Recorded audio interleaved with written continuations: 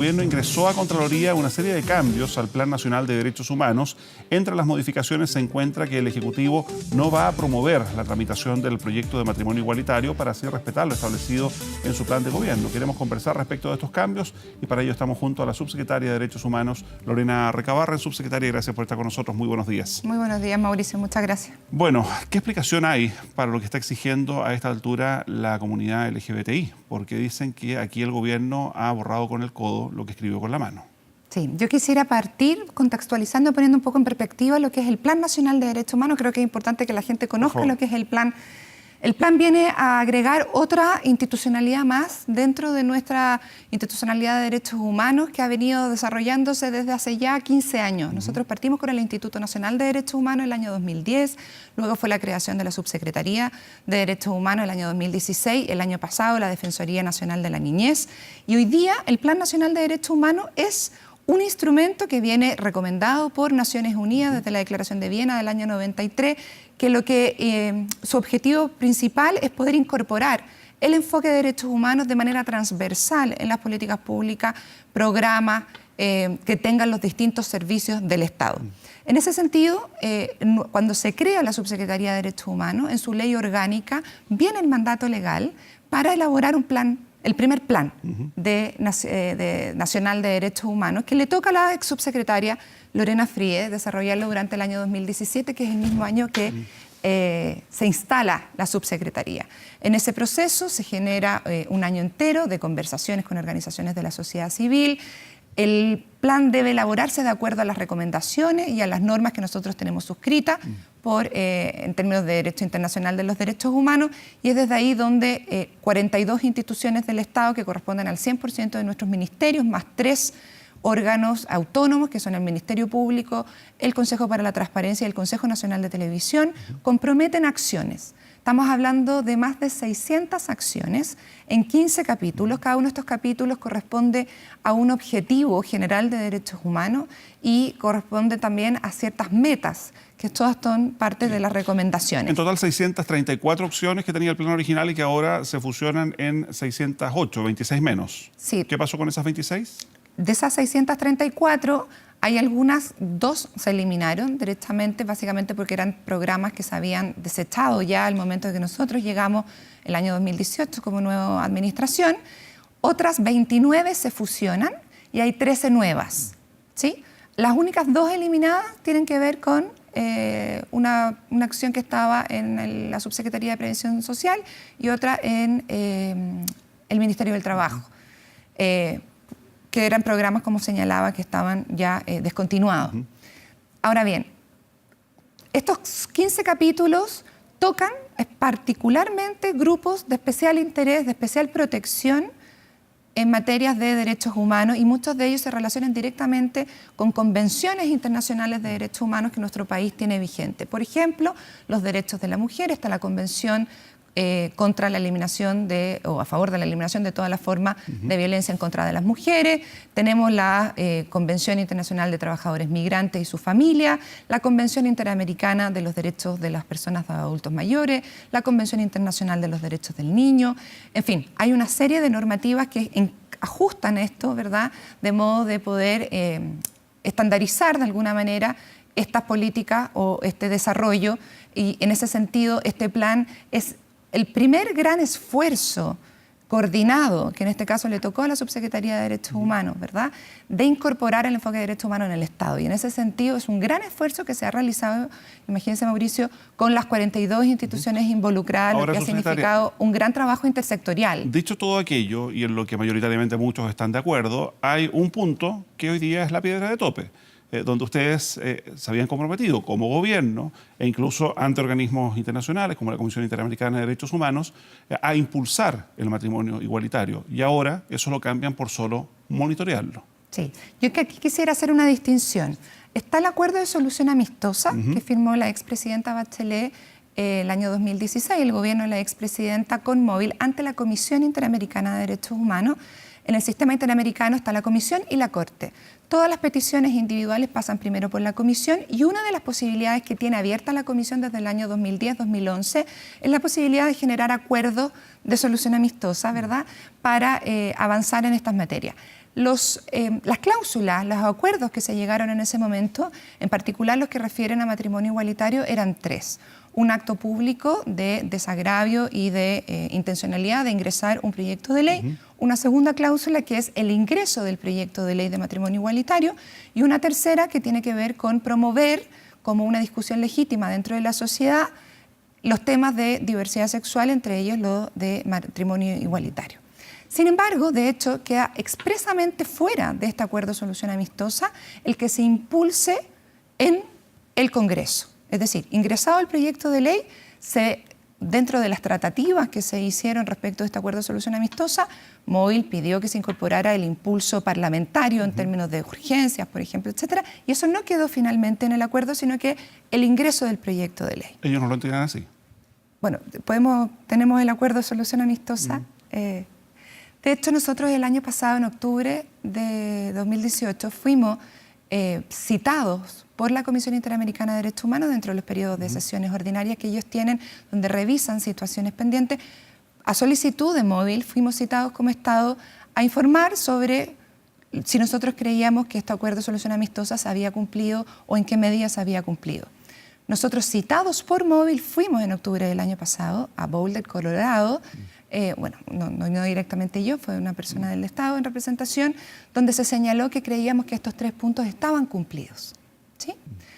Ahora, el Plan Nacional de Derechos Humanos, que venía con el impulso, ¿verdad?, refería, me imagino yo, a este acuerdo de solución amistosa. Sin embargo, cuando han pasado 3 años entre medio y nosotros creemos que el acuerdo de solución amistosa en estas cláusulas a las cuales he hecho referencia ya están cumplidas y hoy día el proyecto de ley está ya ingresado, se encuentra en primer trámite legislativo en la Comisión de Constitución del Senado, lo que corresponde es que se siga tramitando en sede legislativa. Eso es lo que ustedes entienden como monitorear en vez de impulsar. Sí.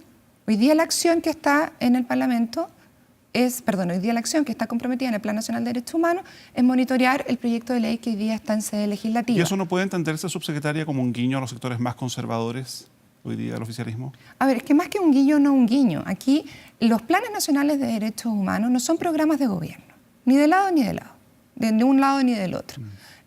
Nosotros en su minuto, de hecho, conversamos al comienzo, en algunas entrevistas, etcétera, de algunos elementos o de acciones que tenían, de hecho, por ejemplo, el impulso del proyecto de ley en materia de previsión social, ¿verdad?, de reforma de previsión social, que era apoyar el proyecto de ley presentado por la presidenta Bachelet en su gobierno, que puede ser muy legítimo, pero no forma parte de aquello que es una política de Estado. Cuando nosotros hablamos de políticas de Estado, que es lo que está dentro de lo que se recoge dentro de los planes nacionales de derechos humanos, hablamos de aquello que comprometen de acuerdo a las obligaciones internacionales de derechos humanos y por lo tanto forma parte de los mínimos comunes que nos hemos dado acuerdo. Los programas de gobierno y las acciones que derivan de los programas de gobierno, de hecho, son parte de la legítima discusión democrática que en este caso en particular ya está en sede legislativa y por lo tanto no creemos que exista, ya habiendo cumplido con a juicio del Ejecutivo, ¿verdad?, y lo que presentamos el año pasado ante la Comisión Interamericana, lo hemos conversado con la Comisión Interamericana, habiendo cumplido con la obligación que sostenía ese instrumento, que es este acuerdo de solución amistosa, que es vinculante en la medida que las partes así lo hayan establecido y por lo tanto hasta el alcance que las partes le hayan dado. En este caso nosotros creemos que eso está cumplido, ¿verdad? Hoy día, dentro del plan, dentro del mínimo común, nosotros estamos dejando que esto quede en sede legislativa. ¿A usted en lo personal la deja cómoda toda esta situación? Porque aquí también hay una crítica política, especialmente hacia Evópoli, de quien estas organizaciones a usted la consideran cercana. Sí, Mauricio. Independiente de la posición personal que es públicamente conocida, aquí yo no podría estar tranquila ni dormir tranquila si yo creyera que estamos faltando una obligación internacional de derechos humanos o que estamos violando algún compromiso internacional. ¿Y usted cree que eso no está ocurriendo? Eso no está ocurriendo porque nosotros hemos ido a señalar que el Estado de Chile, que es el comprometido en el acuerdo de solución amistosa, hemos creído que se han cumplido con los compromisos que ahí estaban y en términos de ya más de programa de gobierno que tiene que ver con la agenda propia del gobierno, que no necesariamente al revés, no debe estar incorporado, ¿verdad?, en los planes nacionales de derechos humanos, porque son cosas que son estas políticas de Estado, que son respecto a las obligaciones internacionales. Nosotros hemos dicho, mire, aquí está, esto está en el Congreso, lo podemos discutir ahí. ¿Y qué le dice usted a las personas que la están escuchando hoy día, que son parte de la comunidad LGBTI y que confiaban que bajo este gobierno se iba a impulsar el matrimonio igualitario, no se iba a monitorear? A ver, por eso yo quiero volver acá a distinguir. Una cosa es, de hecho, cuando está el programa de gobierno, nunca ha estado en la agenda del programa de gobierno de nuestro gobierno, liderado por el presidente Piñera, el impulsar matrimonio igualitario. Nosotros, ante el acuerdo de solución amistosa, que era esta obligación internacional, informamos y dijimos que creemos que las cláusulas que ahí estaban, al menos estas 3 primeras que refieren a matrimonio igualitario, están cumplidas por parte del Estado, fueron cumplidas por, de hecho, la administración Bachelet.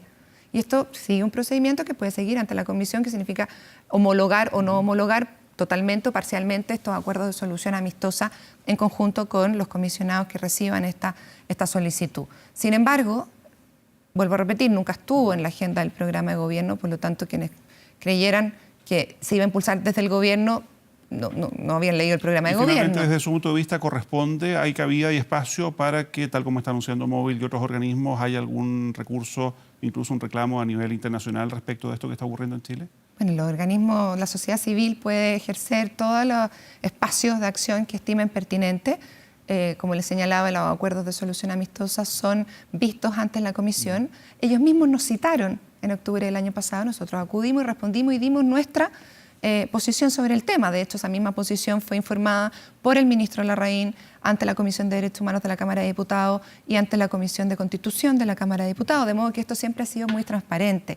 De hecho, los cambios al Plan Nacional que hoy día se vuelven a ser vigentes porque institucionalizamos, formalizamos el ingreso a la Contraloría para que se pueda tomar razón y podamos tener un Plan Nacional de Derechos Humanos, porque hasta ahora, como no se había tomado razón del decreto anterior, nunca en la práctica jurídicamente hemos tenido un Plan Nacional de Derechos Humanos. Pero estos cambios ya se habían anunciado y ya los habíamos conversado en diciembre del año pasado, cuando el Comité Interministerial de Derechos Humanos anunció cuáles iban a ser estos cambios. Ok, subsecretaria, quiero aprovechar su presencia con nosotros esta mañana para plantearle otro tema. Lo vimos esta semana en 24 horas, estuvimos esta misma semana también conversando con representantes del Instituto Nacional de Derechos Humanos respecto de las denuncias de torturas al interior de cuarteles policiales, particularmente lo que ha ocurrido en Estación Central. Hay registros tanto del INDH como también del Colegio Médico de numerosos casos de tortura. Solo el año pasado más de un centenar, según un organismo, Colegio Médico, más de 300 según el INDH. ¿Qué está haciendo el gobierno al respecto?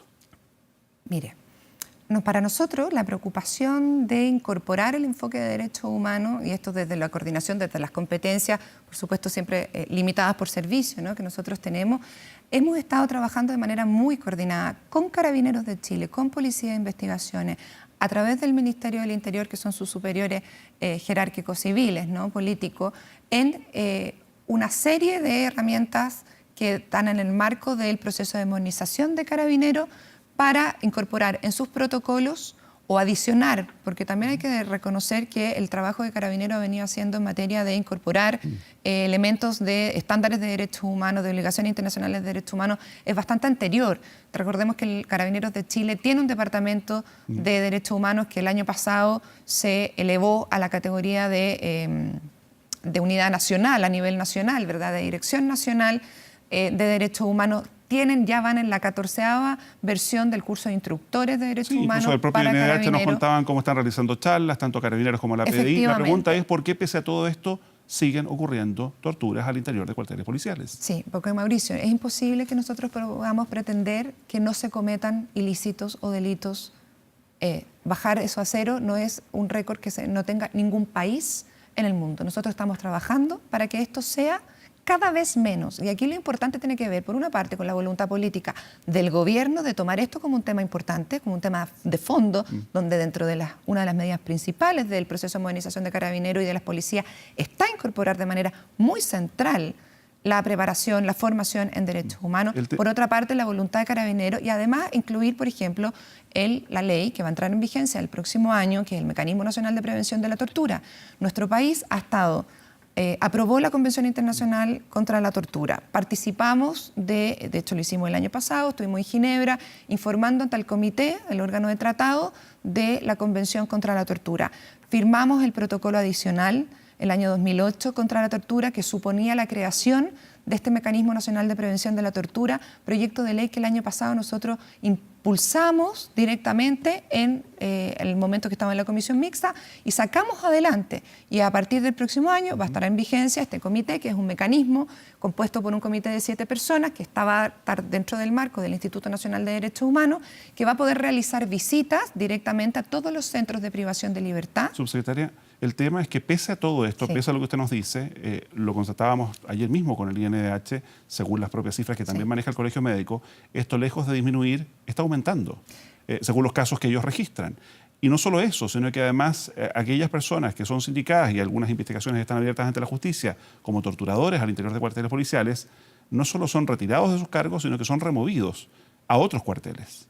Mire, hemos tenido un proceso de levantamientos de información donde hoy día nosotros conocemos los casos que hay de tortura.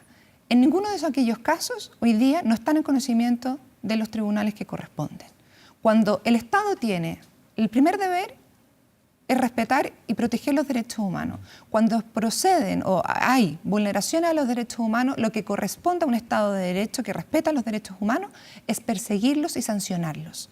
Si usted me dijera, mire, están estos casos de tortura y resulta que Carabineros mira para el lado o que el gobierno está mirando para el lado, yo creería que estamos en una situación complicada. Pero cuando... ¿A usted no le parece que es una situación complicada? Es una situación muy complicada y por eso se está trabajando. Pero cuando hace 20 años atrás teníamos otros niveles de tortura y que además no se conocían, pero hoy día que aunque sea un solo caso que es terrible y que condenamos absolutamente, ese caso se va a la justicia, se sanciona tanto administrativamente y se busca la justicia en términos de la sede judicial, ¿no? Las responsabilidades penales y civiles que correspondan. Estamos hablando de un Estado que cumple con sus deberes en derechos humanos. Sí, pero según el propio INDH, por cada caso que se denuncia, puede haber 2 o 3 más que no llegan a la justicia. Y estamos trabajando para que eso sea así.